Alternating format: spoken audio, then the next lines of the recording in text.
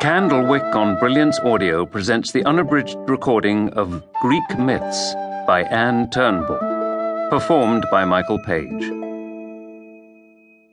Introduction.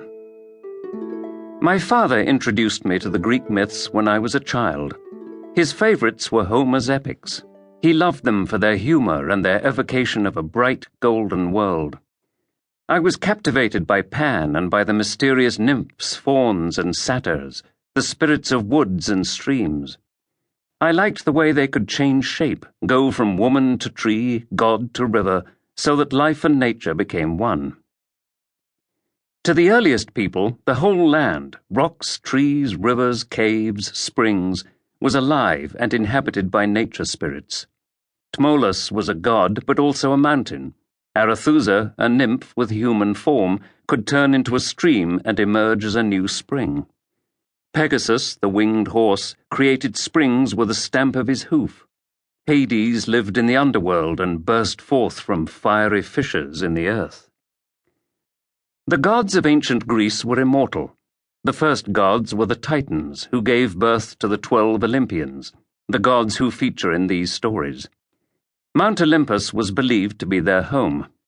They are the gods who can be seen on the Parthenon frieze, and their names are Aphrodite, Apollo, Ares, Artemis, Athena, Demeter, Dionysus, Hephaestus, Hera, Hermes, Poseidon, and Zeus. The Muses were the daughters of Zeus and Mnemosyne, memory.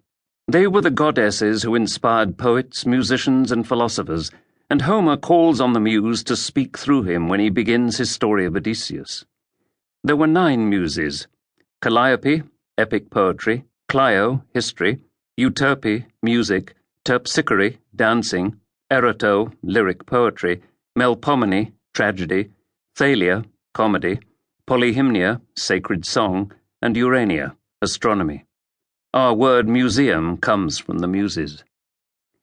Unlike humans, with their short, fragile lives, nymphs and other nature spirits were long-lived, though not immortal.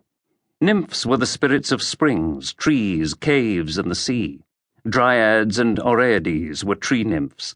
They lived in the mountains, where most of the forests grew. Often a tree nymph would be born with her tree and die when the tree died. Naiads were water nymphs and Nereids were sea nymphs. Satyrs and Silens were wild men of the woods, part human, part animal. They were often followers of Dionysus, the god of wine, and were clever and mischievous. In this collection you will find a mixture of nature myths, hero tales, and stories of struggle between gods and mortals. I have left out Odysseus and the Trojan War epics because these are separate story cycles that deserve a book of their own. The more myths I read, the more I realized how many of them link together. Some stories, like Arachne, stand alone, but many others lead on one to another.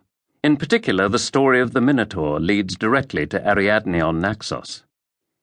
I have tried to go back to early versions of the myths, those collected and rewritten by the ancient Greek poets and historians.